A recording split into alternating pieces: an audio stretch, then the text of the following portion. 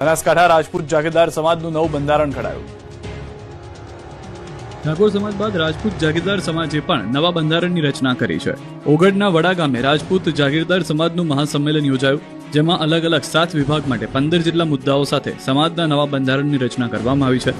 સમાજમાં ચાલતા કુરિવાજો અને લગ્ન મરણ પ્રસંગમાં થતા ખોટા ખર્ચા અટકાવવા સહિતના મુદ્દાઓ પર નવા બંધારણમાં ભાર મુકાયો છે। દેવદરબાર જાગીર મઠના મહંત બળદેવનાથ બાપુની આગેવાની હેઠળ આ મહાસંમેલન યોજાયું, જેમાં સમાજના સામાજિક અને રાજકીય આગેવાનો સહિત હજારોની સંખ્યામાં લોકો ઉમટી પડ્યા। બંધારણ મુજબ દીકરા દીકરીની સગાઈમાં એક દાગીનો, સગાઈની સાડી, શ્રીફળ અને ₹2100ની પહેરામણી લેવા આપવા નક્કી કરાયા। સગાઈમાં મર્યાદિત સંખ્યામાં જ જવાનું રહેશે।